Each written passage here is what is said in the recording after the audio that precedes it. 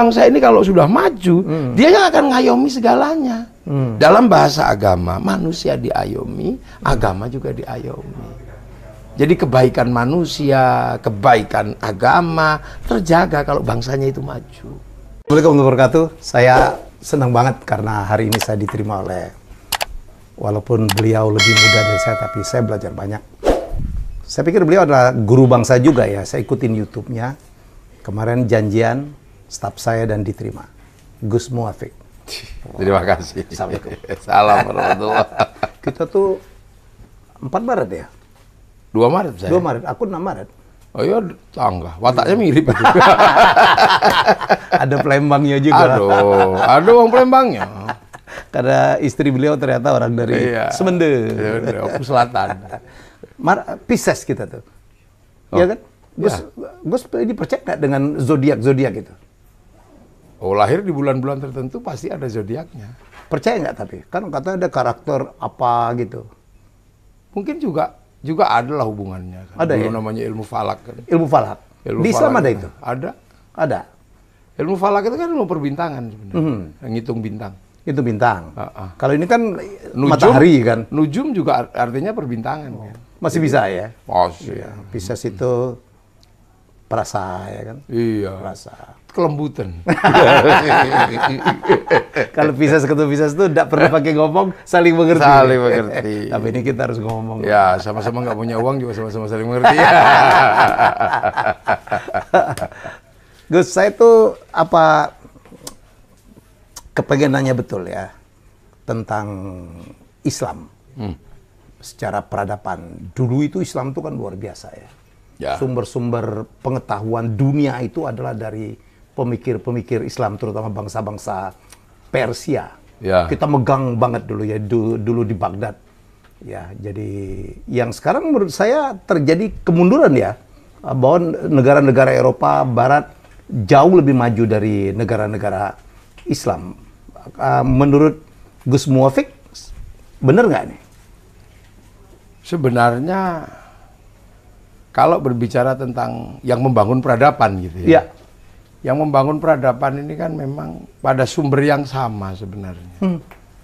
Jadi kalau dalam bahasa agama, ada 2 tempat yang diberkahi. 2 tempat? 2 tempat yang diberkahi. Masjidil Haram sama Masjidil Aqsa. Nah, yang kebetulan berkah dari Masjidil Aqsa ini kan bergerak ke Eropa. Oke. Ya kan, yang bergerak ke Eropa. Ini kan yang Taurat, yang Injil kan bergerak ke Eropa. Nah, yang bergerak ke sini, ini yang Masjidil Haram, yang Al-Quran. Jadinya lebih religius gitu ya? Ya, lebih mudah kan. Lebih mudah, oke. Ya, lebih mudah. Jadi sumber-sumber Taurat, sumber-sumber Injil ini kan bergerak ke Eropa. Orang Nasrani, orang Yahudi. Ya suka nggak suka kan peradabannya emang peradaban Nasrani dan Yahudi kan kalau yang ke Eropa.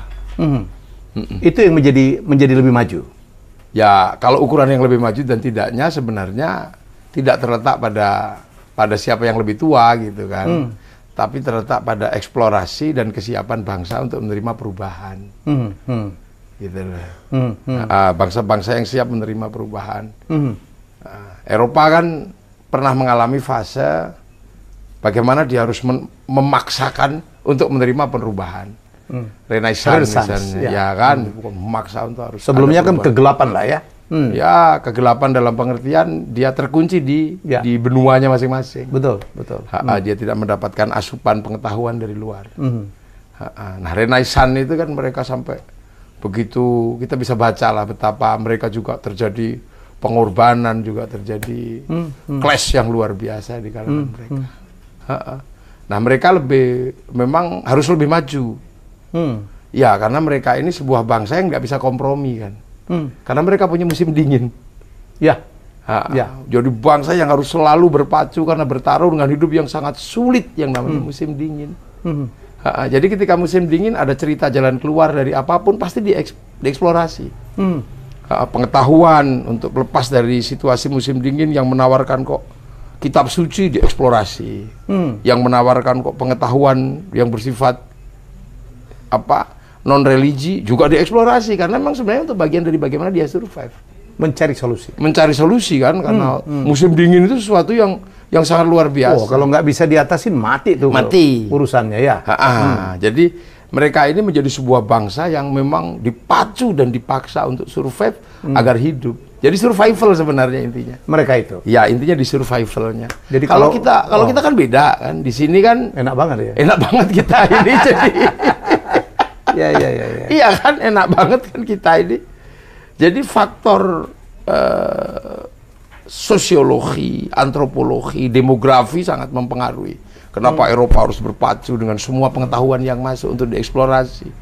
Karena mereka harus menjawab musim dingin itu masih bisa hidup apa tidak besoknya.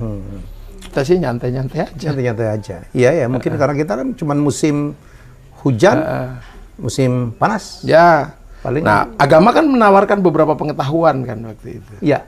Nah, beberapa pengetahuan misalnya yang pernah ditulis juga oleh orang-orang Islam, yang tadi disebut oleh Bang Helmi tentang Persia. Ya. Ketika masuk ke Eropa, mereka merasa ini mungkin jawaban juga. Oh, jadi eksplorasi.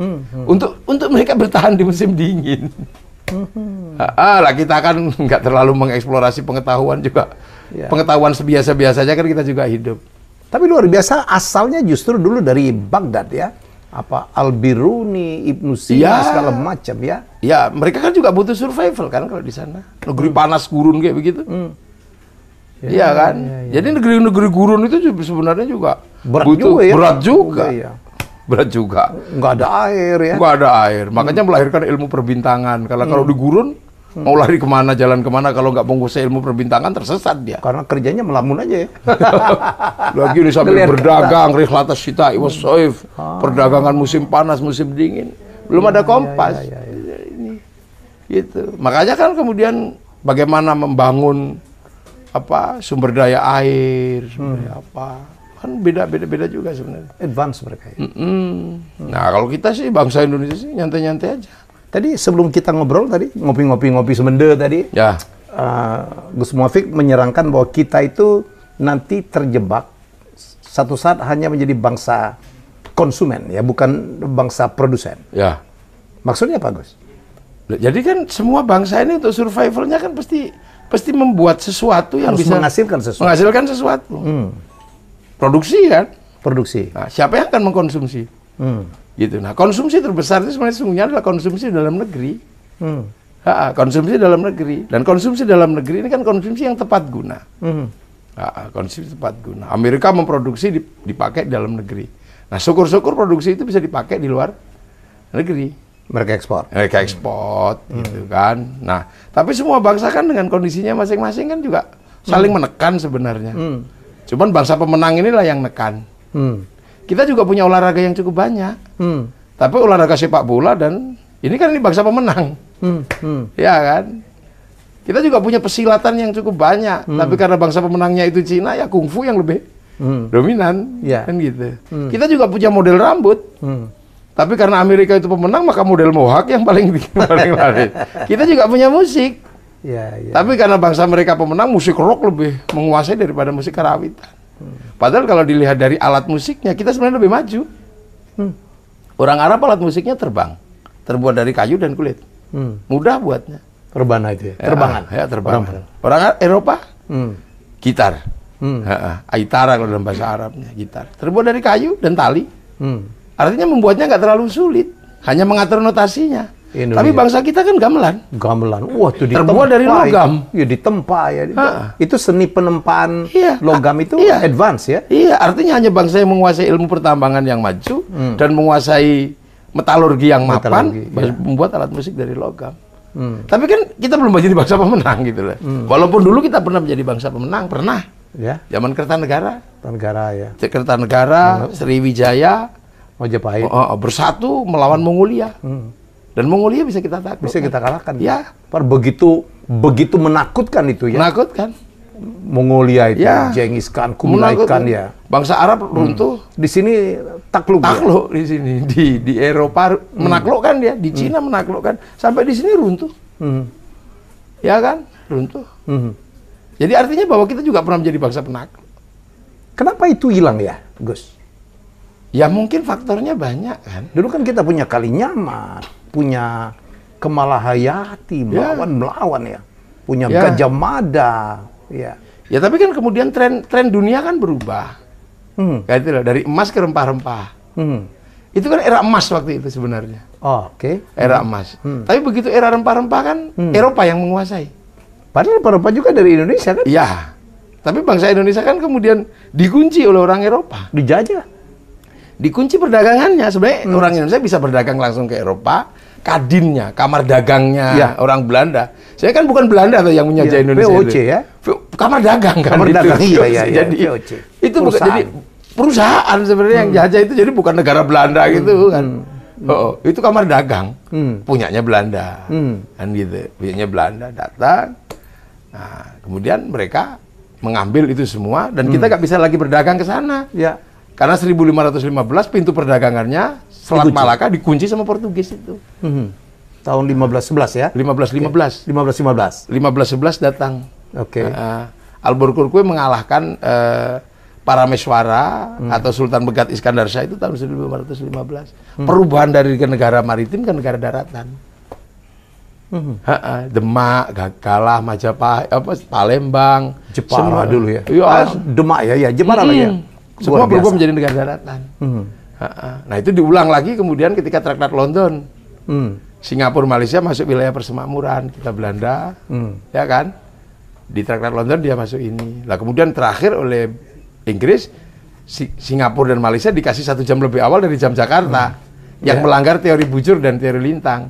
Artinya keuntungan ekonomi sangat luar biasa di keuangan digital. Bursanya kan buka 1 jam lebih awal. Iya. Itu kita bercanda, Indonesia tuh malah 12 jam lebih cepat dari Amerika, nggak maju juga.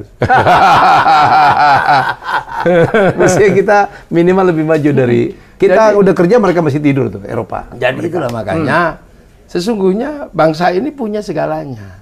Sebenarnya. Punya dan sampai sekarang juga nggak hilang kan. Ya. Kalau orang Eropa punya kisah cinta Romeo Juliet. Kita banyak banget. Banyak banget. Porno Citro, Roro Mendut, Porno Citro. Iya. Andani Lumut. Dia ya. Putri Junjung Buih, Lambung Mangkurat, itu juga banyak. Sana punya orang kuat. Namanya Samson. Kita punya Bantung Bondowoso, si Pahit Lidah, kan komplit itu juga. Bapaknya si Dirut itu.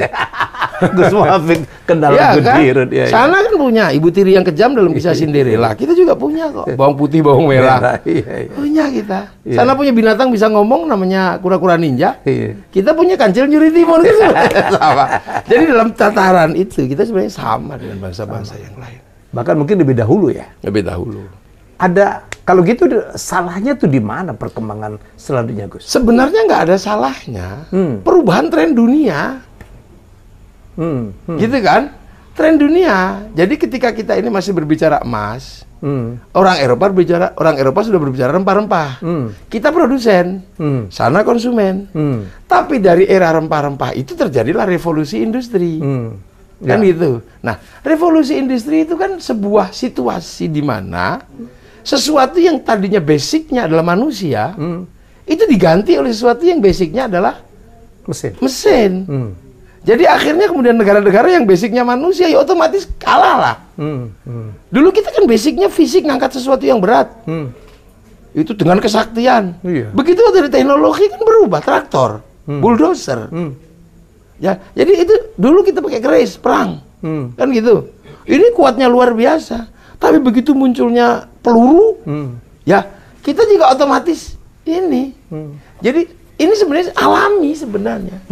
Kekalahan bangsa-bangsa dari bangsa yang lain itu sesungguhnya adalah ketika tren dunia berubah. Tren dunia berubah. Gitu. Kita masih menghitung. Itu kan. Hari ini arah keberapa, sana sudah bikin kalender. Kalender yang basicnya adalah basic astronomi. Ya. Udah dihitung. Misalnya kita ini masih berbicara tentang strategi pengumpulan dana menggunakan cara-cara tuyul, cara-cara ini. Babi ngepet. Iya, sana sudah investasi, sudah. Jadi dengan manajemen risiko yang sebenarnya tidak terlalu, kalau bangkrut aja. Kalau di sini bangkrut kan menjadi tumbal kan gitu. Jadi, nah ini sebenarnya khazanah itu akan berubah dengan sendirinya. Ya kan? Kayak sekarang misalnya, kita juga tiba-tiba tidak bisa menyalahkan kan, ketika era milenial ini, era digital ini berubah. Ya. Nggak cuma Amerika bisa gagal obligasi kok. Iya kan? Subprime mortgage ya? Iya kan? Kita nggak pernah kebayangan tiba-tiba Inggris ini gagal Brexit itu juga nggak pernah kebayang. Mode dunia berubah. Jadi mode dunia berubah. Di Indonesia misalnya betapa perusahaan-perusahaan jasa transportasi yang dengan modal sekian banyak tiba-tiba bisa dihajar oleh sebuah sistem yang dengan modal 3 laptop gitu. Nah, ini mode dunia berubah sebenarnya. Sampai pada satu titik orang nggak pandang bulu. Orang kaya dari TikTok juga bisa tidak hanya dari orang Eropa, bisa jadi orang Afrika. Siapa itu yang orangnya kulit hitam itu cuma gini-gini? Jadi tren dunia berubah. Kita juga bisa sebenarnya. Cuman yang paling berat itu adalah ketika sistem konsumsi itu tidak terjadi ketika sebuah bangsa melakukan produksi. Nah, itulah yang sebenarnya mesti kita pikirkan. Anak-anak didik kita ini udah mulai pintar-pintar.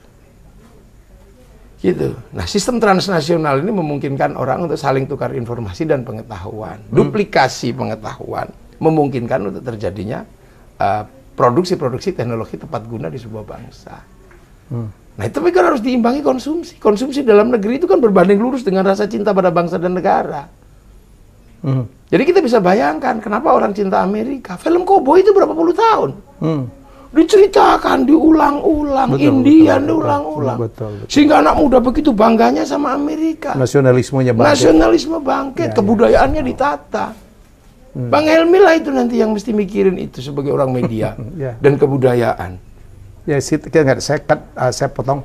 Memang betul yang dikatakan Gus Muafik. Amerika dulu kan negaranya kan civil war ya. Perang saudara, kemudian juga rasis. Ada Ku Klux Klan segala macam. Rasis. Dan tapi mereka ngebangun, betul, saya diceritain oleh Pak Isadi bahwa Amerika itu Kennedy dulu memanggil anak-anak muda tuh. Ya, para pembuat film. Kita perhatikan sekarang film Amerika kayak apapun mesti ada bendera Amerikanya. Ada. Dan film mereka selalu menggambarkan kehebatan Amerika. Amerika selalu menang aja. Selalu menang. Dan itu yang membangkitkan begitu kalah di Vietnam. Begitu kalah di Vietnam, dibangun kebangkitan film Rambo 1 sampai 6. Padahal aslinya kalah. Aslinya kalah, tapi anak muda nggak boleh malu. Nggak boleh malu. Iya kan? Bangsa Cina sebelum produksi film kungfu itu dari mulai ular putih sampai apa sih diputer ulang. Ini kita berbicara kebangsaan. Apa tone setting itu ya? Ya. Dibangun. Cina itu. Jadi ini dong yang harus dilakukan oleh Indonesia, membuat karya-karya yang mengingatkan hebatnya kembali. Kita. Iya. Apalagi dulu kan hebat banget kita. Hebat, nggak ada yang ngungkapin. Nggak ada yang ngungkap. Ya, jadi Cina misalnya, itu tentang Jepang, itu sampai sekarang masih dibangun. Kita masih ingat cerita Vicky Su. Iya.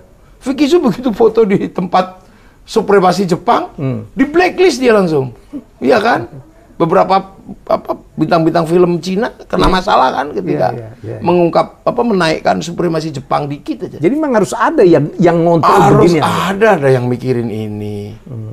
Mana pernah karate itu menang sama kungfu kalau di film Cina.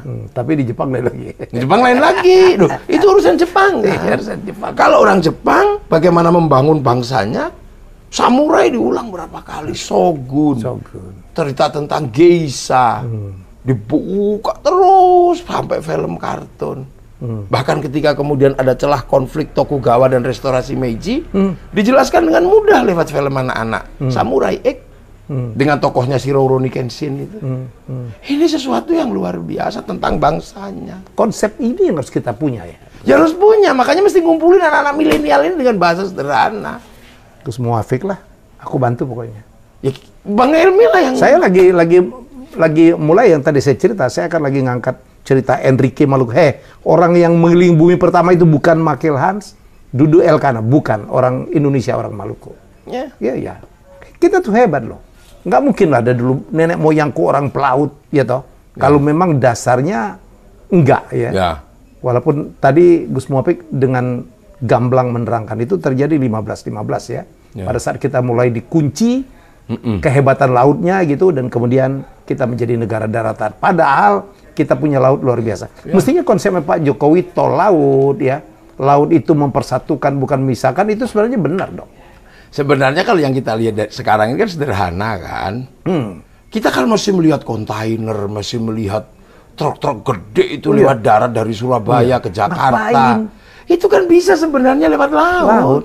Perawatan jalannya lebih murah. Mahal. Sekarang mahal lah. Bikin macet. Iya kan, sebenarnya bisa. Itu sekali kapal berangkat 200 kontainer misalnya. Iya. Lewat paling 3-4 hari. Iya. Nggak ada nyegat lagi di jalan. Nggak ada nyegat. Iya. Nggak ada yang minta duit lagi. Dan simpangan juga enak. Iya. Bangsa itu mesti mulai dipikir seperti itu. Karena apa? Ini bangsa ini kalau sudah maju, dia yang akan ngayomi segalanya. Dalam bahasa agama, manusia diayomi, agama juga diayomi. Jadi kebaikan manusia, kebaikan agama terjaga kalau bangsanya itu maju. Gitu loh. Setuju. Ya. Setuju. Makanya kan ini kalau dalam bahasa agama ada watini. Kita harus mulai dari mana nih, Gus? Semua mulai. Jadi ada nation state. Jadi ada nation, ada state, ada government, ada civil. Bangsa, negara, pemerintah, dan masyarakat, dan sipil. Inilah. Mesti dimulai. Semua mulai kok.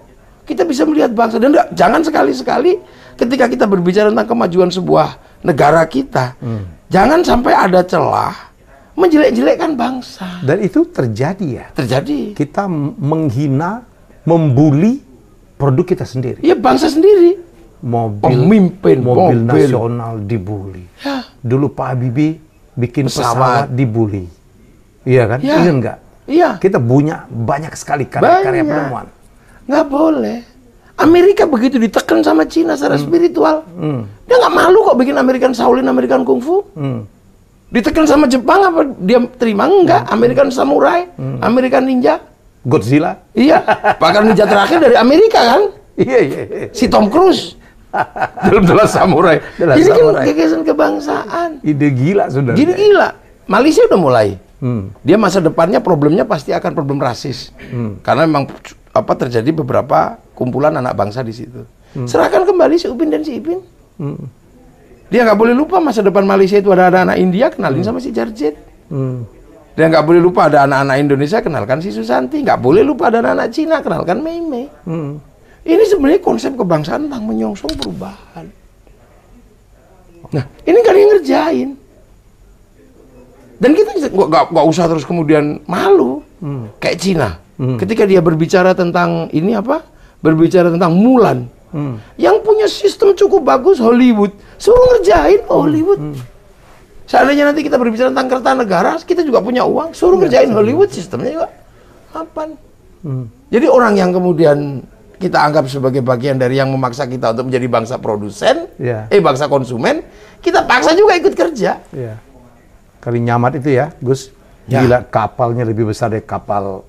Kapal-kapal airport Portugis kalah gede. Kali Nyamat adanya di Jepara ya kalau Jepara. Ya memang kita punya kayu lebih gede-gede kan. Iya. Tapi kan teknologi membuatnya kan tidak gampang lah. Enggak gampang kalau teknologi membuatnya. Nah itulah itu kebangsaan. Yang mesti mulai dipikirin. Gitu lah. Ngangkat kebanggaan kita yang penting tuh. Mengangkat kebanggaan kita. Jangan minder. Saya tuh, pusing saya ngelihat kita kok kalau anak bangsa ada produk sesuatu, memproduksi sesuatu yang hebat, dibully lah, diragukan lah. Celakanya itu bulinya pakai agama. Punya jalan tol dibully, punya presiden dibully, punya TNI dibully, punya Polri dibully, semua dibully. Gitu. Begitu kita berbicara tentang sesuatu yang menurut dia nggak cocok dengan dia, dibully. Nah, tapi fase seperti ini sebenarnya fase yang juga memang harus dilalui. Biasalah. Lama-lama nanti hilang sendiri. Lama-lama nanti hilang sendiri. Tapi saya lebih percaya, Gus, anak-anak muda sekarang itu lebih nasionalis dari kita loh. Anak muda sekarang, yang milenial itu. Loh iya. Ini kan sisa-sisa orang-orang tua ini sebenarnya. Yang masih ribut urusan pilpres. Iya. Emang kan anak muda mikirin itu? Enggak. Siapapun presidennya yang penting bisa ke kopi, nyantai. Internet nyala.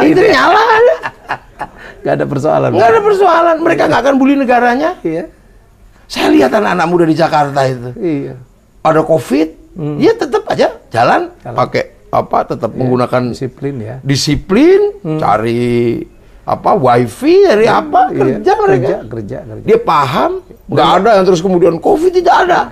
Nggak ada. Dan lucu Gus, banyak sekali perusahaan-perusahaan rintisan startup itu justru muncul pada zaman COVID itu. Ya. Banyak ide-ide bisnis baru tuh. Ya. Untuk mereka yang siap. Ya karena sebenarnya kan COVID ini juga penyakit yang sudah terlambat. Ya. COVID itu kan penyakit yang telat. COVID kan minta social distancing. Iya. Tapi sebenarnya manusia itu kan sudah di social distancing kan semenjak 10 tahun sebelum COVID. Oh iya? Iya kan? Waktu... Loh, orang beli sudah nggak ketemu itu kan udah 10 tahun sebelum COVID. Oh iya. Iya kan? Dari situ. Orang dapat informasi tanpa harus ke Mading kan udah 10 tahun yang lalu. Orang cari tempat tidak harus nanya ke orang. COVID kan ini cuma mempercepat aja ya? Iya, finishing touch lah. Finishing touch lah. Iya, finishing touch saja. Makanya kalau dalam bahasa yang sekarang ini muncul, memang kita membutuhkan sebuah narasi yang cukup kuat agar bangsa ini bangkit. Dan saya percaya betul kita bangkit. Percaya apalagi kita 2045. Mampu. Kita sumber daya alam kita cukup. Gus Muhafik yakin nggak kita 2045 akan menjadi negara nomor 4 dunia? Kalaupun tidak nomor 4, tapi kita menjadi negara yang cukup bisa bersaing dengan negara lain. Ada prasyarat nggak? Menurut saya kalau asal kita tidak ribut. Ini sekarang prasyarat utama. Indonesia tuh apa aja diributin. Ya. Ngeri saya. Ya. Gejala apa nih, Gus ya? Sebenarnya yang paling prinsip tentang keributan itu. Itu adalah memang karena kita ini memang bangsa yang cukup nggak main-main. Gitu lah. Jadi memang basically-nya bangsa kita ini kan bangsa yang beragam, tapi bersepakat dengan satu negara. Dan itu juga hebat. Hebat. Arab kan satu bangsa bersepakat menjadi puluhan negara itu. Eropa juga. Gitu. Iya, Eropa juga sama. Nah, kita ini kan puluhan bangsa, puluhan suku. Kan dulu kan dari kerajaan-kerajaan yang banyak, ratusan. Nah itu juga para kiai ini selalu mengkaji. Jadi kenapa kemudian kita ini yang paling mayoritas gitu, kaum muslimin. Kenapa kita harus menghargai yang lain? Karena nenek moyang kita ketika mendirikan bangsa yang berbeda-beda dan berbeda suku, berbeda bangsa, berbeda agama ini menggunakan konsep Rasul. Konsep Rasul. Konsep Rasulullah tentang masyarakat yang berbeda-beda tapi hidup saling bertanggung jawab. Ya. Rasul kan pernah menyampaikan kullukum ra'in wa kullukum mas'ulun an ra'ayati. Nah, kalian semua adalah para pemimpin dan kalian semua harus hidup saling bertanggung jawab. Nah, konsep ra'iyah inilah yang diterapkan di Indonesia. Menjadi rakyat itu. Oh, itu jadi asalnya dari situ. Dari rakyat. Jadi orang bisa berbeda agama tapi lakum tinukum waliyatin. Sama semuanya. Ya, sama. Gitu lah. Jadi kita ini rakyat. Rakyat itu masyarakat yang berbeda-beda tapi hidup saling bertanggung jawab. Jadi kita bukan people. Beda ya. Beda kan? Kalau people kan Vox Populi Vox Dei. Suara mayoritas, suara Tuhan. Ini jadi begitu di mayoritas, Tuhan diklaim. Makanya khilafah nggak cocok di sini. Kita juga bukan komunis. Kalau komunis ini diktator proletariat. Jadi kaum proletar begitu kuat menjadi diktator. Kalau yang Vox Populi Vox Dei ini diktator mayoritas. Kita ini royah. Rakyat. Royah itu berbeda-beda tapi hidup dalam satu saling bertanggung jawab. Makanya raja hamba dilebur. Yang sahaya menjadi saya. Yang kawulo jadi kulo. Ini sebenarnya sebuah konsep besar. Dan satu-satunya bangsa muslim yang sanggup mengambil kalimat ro'iyah untuk menjadi konsep warga bangsanya, muslim Indonesia. Makanya jangan pernah khawatir. Kaum muslimin semayoritas apapun nggak akan jadi diktator. Malu sama Rasulnya. Oh, ini konsep Rasul. Nah, kecuali anak-anak yang ahistoris itu menganggap bahwa konsep awalnya tetap muslim kafir. Kalau konsepnya muslim kafir nggak akan pernah selesai. Bangsa ini pasti akan perang. India, sesama internal aja kayak gitu.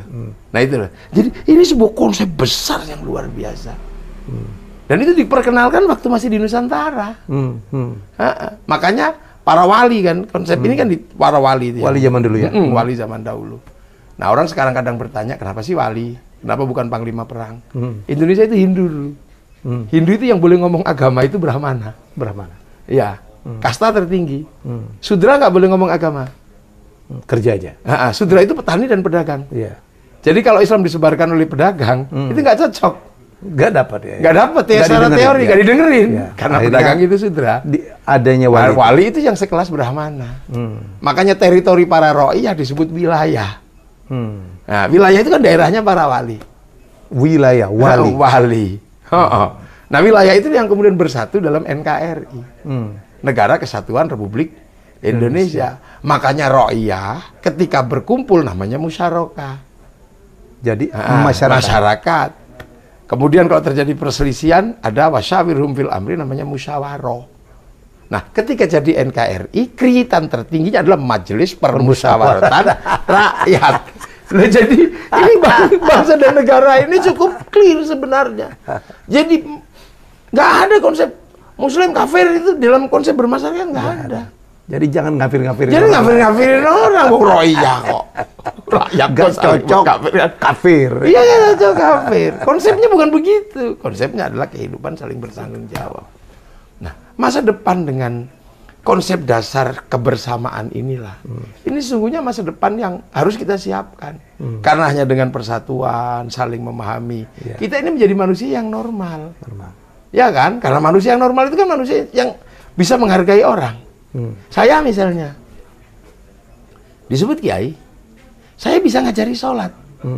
Sampai sholat model apa saya ajarkan. Tapi sholat ini kan nggak independen. Jangan dikira loh sholat itu independen. Karena sholat itu harus mensyaratkan tutup aurat. Nah, tutup aurat itu kiai udah nggak bisa mikir. Ini urusannya pabrik kain. Jadi ketika sholat itu dilakukan oleh manusia, dia nggak independen karena terkait dengan pabrik kain. Sholat itu harus wudhu. Wudhu itu terkait dengan air. Air itu terkait dengan sanyo sama pipa. Terus keran. Kiai udah nggak bisa mikir terkait pabrik sanyo sama pabrik pipa. Urusannya pabrik-pabrik kain itu. Pabrik pipa. Haji. Saya bisa ajarkan haji yang paling mabrur. Bisa saya ajarkan. Tapi begitu urusan berangkat. Pesawat urusannya Boeing ini. Di situ ada Yahudi dan Nasrani.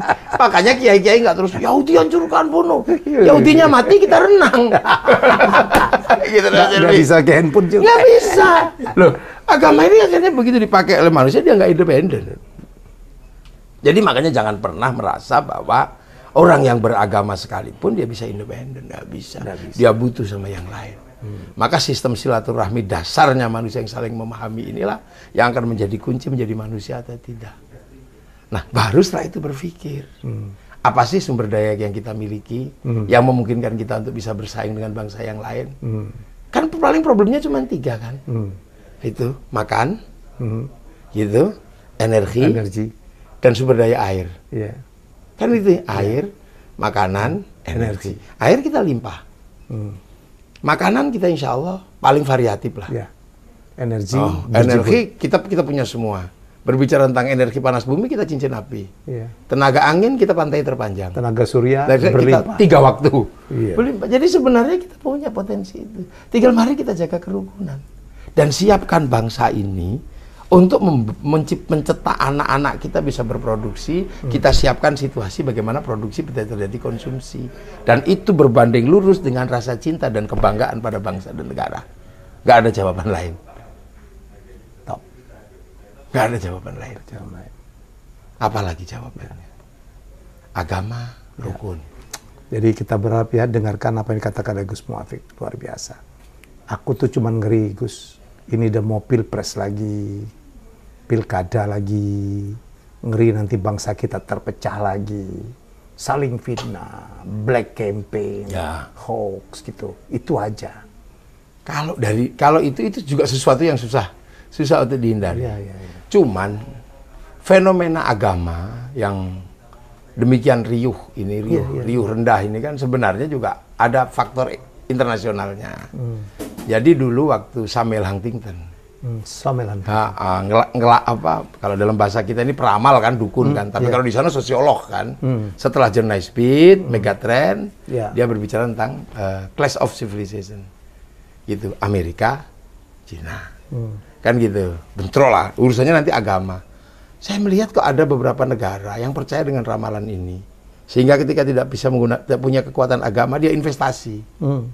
Jadi investasi di agama lah, biar mereka punya kaki kan. Kalau mau bikin agama baru pasti nggak laku. Akhirnya mereka recycling. Produk-produk agama yang sudah lewat sebenarnya di-recycling ulang. Dinaikin lagi. Dinaikin lagi. Nah, agar pasar itu menerima, pasarnya dibikin ahistoris. Nah, kalau pasar santri nggak bisa, pas santri itu historis. Udah paham semua. Tahu sejarahnya kan. Nah, dibikin pasar ahistoris. Kembali Quran Sunnah misalnya ke dalam tradisi Islam. Kalau di dalam tradisi Nasrani kembali ke perjanjian lama. Hampir semua agama terjadi fase pengulangan itu. Pengulangan tentang kiamat, pengulangan tentang Armageddon, pengulangan tentang Ya'juj Ma'juj, pengulangan tentang Gog Magog.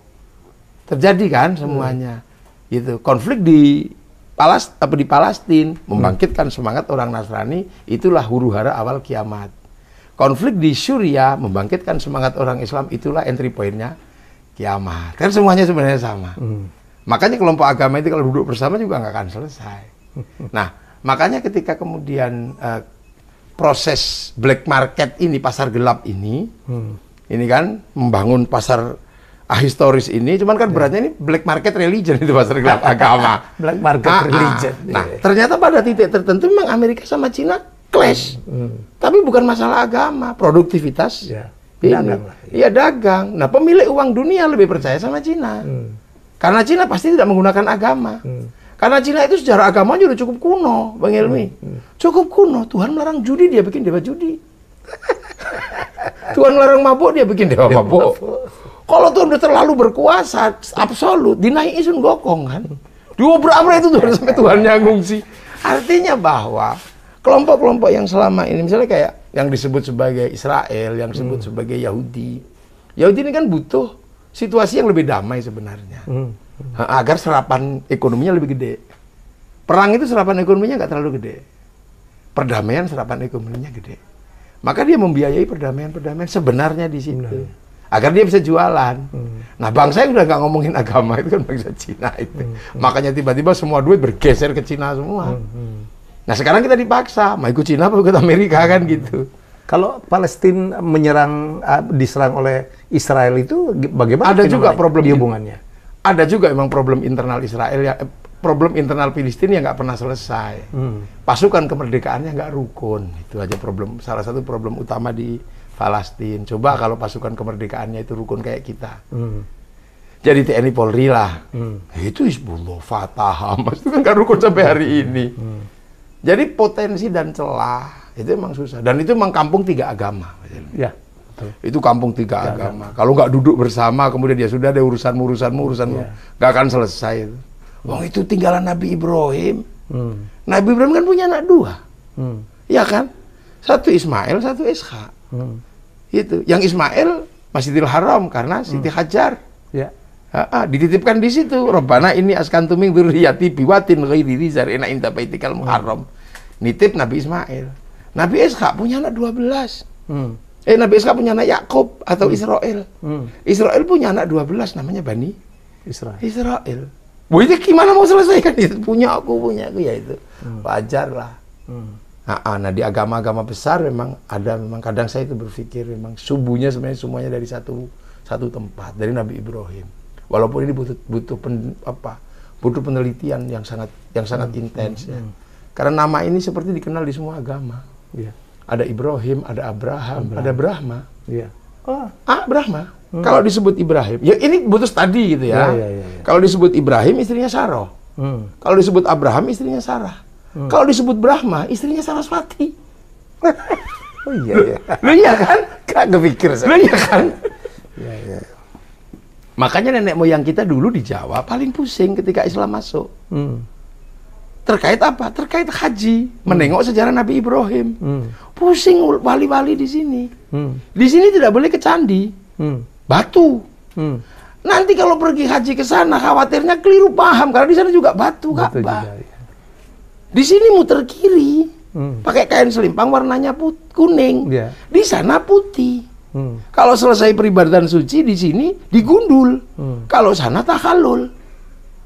Kalau di sini peribadatan suci menggunakan air Julumpret dan air Arjuno, sana air Zam-Zam.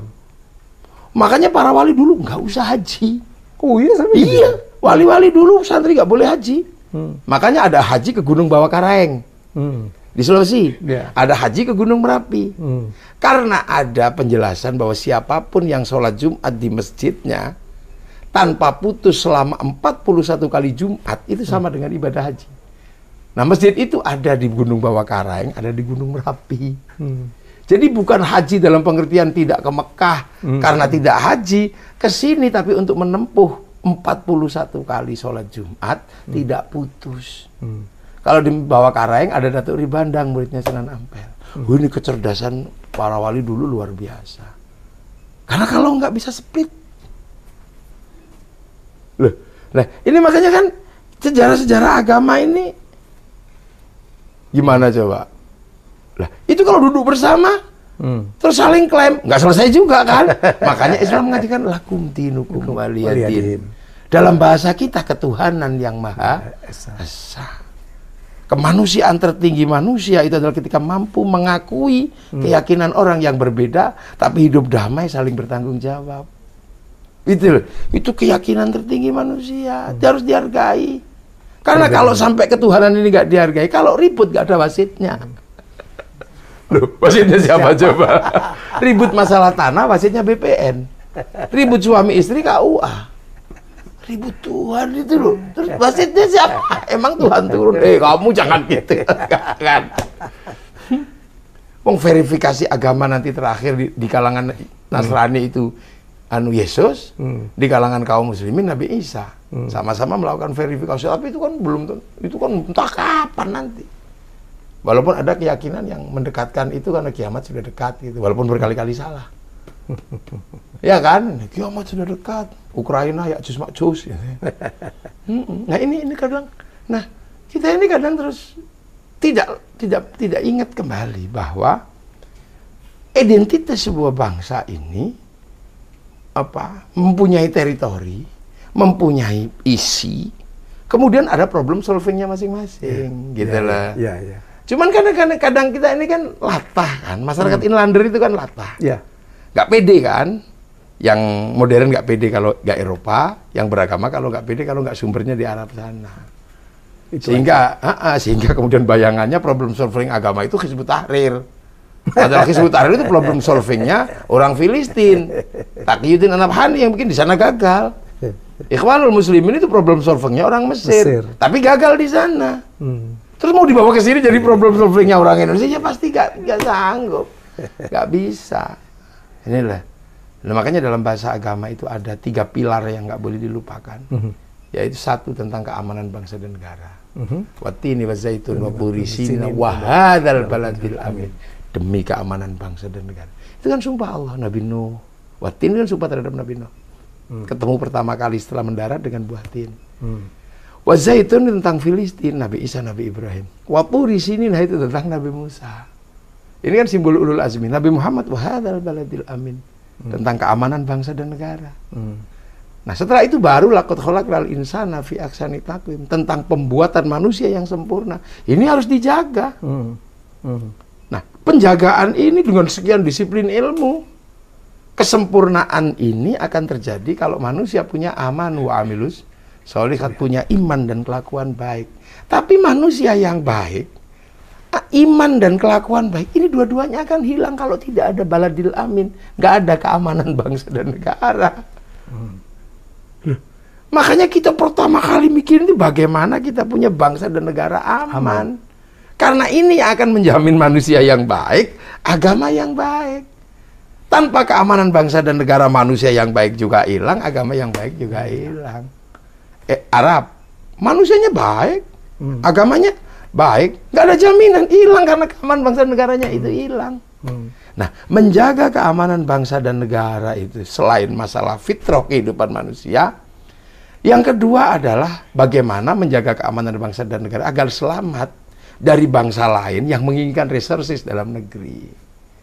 Gitu lah. Resources ini kan pasti problem bangsa-bangsa besar ini kan paling pusing. Karena semenjak adanya nation state, resources dalam negeri itu kan dijaga oleh nation state. Gitu loh. Nah, maka cara paling aman untuk mendapatkan gratis, saya kira nation state-nya harus dijebol dulu kan sebenarnya.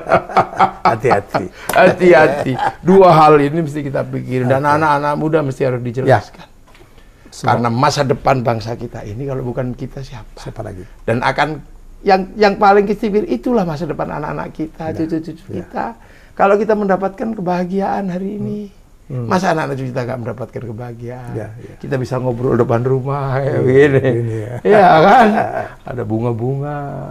Luar biasa sebenarnya. Ini situasi yang sudah tidak dimiliki oleh orang Kabul di Afghanistan. Situasi ini nggak dimiliki oleh orang Suriah, oleh orang Amerika sekalipun. Orang Amerika sekali. Tiap minggu ada penembakan, Gus. Nggak bisa. Malaysia jam 10 malam sound system sudah tidak boleh. Ya, kita masih aman-aman aja ya. Masih. Nah, makanya kiai ini kan jaga. Makanya kiai itu selalu mengajarkan kebersamaan. Agama ini selalu menjadikan ayo hidup bersama yang baik. Berdoa bareng-bareng. Ya kan? Sholat bareng-bareng. Sholat bareng-bareng. Yang kiainya doa, santrinya amin amin. Amin. Amin. Kalau kelamaan, amin. Kiainya langsung paham. Alhamdulillahirabbil alamin. Alhamdulillah. Alhamdulillah. Setelah itu kalau banyak sekali yang berdoa diajak ke alun-alun. Kalau sudah ke alun namanya istighosah. Itu serapan kebersamaannya luar biasa. Dari bakul bakso, harum manis, ya semuanya sih. Ya. Ada orang mati kita bersama 3 hari, 4 hari, sampai 100 hari, sampai kemudian setahun sekali, gitu kan? Terus kemudian kita ziarahi kuburnya. Kalau kita ziarah kuburnya, itu bis pariwisata laku di makam wali. Orang jual nasi laku, bahkan copet juga bisa hidup di situ, ya kan? Semua. Nah kalau kita ziarah, misalnya saya di Jogja, ziarah ke Gus Dur di Jombang, kemudian itu ziarah ke Mbah Hashim di Jombang, ziarah ke Mbah Khalil di Bangkalan, ziarah Sunan Ampel di Surabaya. Tanah-tanah yang di situ guru-guru kami bersemayam, kami pasti bangga dan mencintai tanah itu. Kalau itu terjadi di seluruh Nusantara, itu bangunan cinta pada tanah air. Ngebom nggak berani. Mau ngebom Jombang, takut sama makamnya Mbah Hashim, makanya kualat. Makanya teroris yang suka ngebom itu nggak suka ziarah. Oh gitu ya? Iyalah, dia nggak ada yang ditakuti. Dan kiai itu, Mas Helmi, punya mekanisme. Agama ini tidak bisa dilawan, karena apa? Klaimnya selalu Tuhan. Nah, kiai itu ada 2. Ada kiai sakti, ada kiai kurang sakti. Nah, kalau kiai kurang sakti itu misalnya kayak kiai pidato. Itu bisa diinterupsi. Interupsi kiai, waktunya habis gitu bisa. Kiai paling sakti itu kalau sudah khutbah Jumat. Nggak bisa diinterupsi. Makanya biar nggak kebablasan, kalau caranya santri biar tetap terkontrol, kasih tongkat sama suruh baca teks. Akhirnya kalau mau gini-gini, tongkatnya bisa jatuh. Kalau lepas teksnya, kena kipas angin, teksnya bisa lepas. Itu di masjid di kampung apa begitu? Itakallah. Begitu tongkatnya nggak ada, maki-maki semua orang. Loh, itu mekanisme yang selalu kiai bangun. Nah, keindahan-keindahan seperti itu, itulah yang sekarang dalam pandangan kiai banyak sekali yang memang kemudian ingin memecah itu dengan sebutan bid'ah. Sebutan-sebutan ini tidak ada ajaran Rasul, tidak ada dalilnya. Klaimnya juga Rasul, klaimnya juga Quran. Pada titik tertentu, mereka ini juga anti bangsa dan negara sebenarnya. Nah itulah. Baik, terus ini sebenarnya bisa sampai pagi, saudara. ini pertanda saya harus kembali lagi nih ke Jogja gitu. Ya, dengan senang hati, terbuka 27 jam. Oh, 7 ya? Itu mantap 3 nih artinya. Ya itu kan waktunya 27 jam. Kita rekam di jam 11 ini loh. Ini udah mau jam 12 sudah. Jadi terima kasih Gus Muhafiq. Saya belajar banyak. Semoga juga penonton acara saya belajar banyak. Luar biasa ya, luar biasa apa Islam, luar biasa Indonesia terutama. Ya, luar biasa. Indonesia dengan keberagamannya ya, luar biasa. Jadi semoga kita menjadi bangsa yang luar biasa juga karena kita percaya betul Indonesia itu hebat dan insya Allah 2045 kita akan menjadi salah satu negara besar. Syukur-syukur negara kedua, jangan jangan keempat. Jangan keempat ya. Jangan keempat. Negara kedua apa negara pertama. Amin. Prasyaratnya itu rukun. Syaratnya itu aman. Itu aman. Kata Pak Kiai. Kita jumpa lagi dengan tamu hebat saya yang lain ya setelah yang berikut ini ya. Assalamualaikum.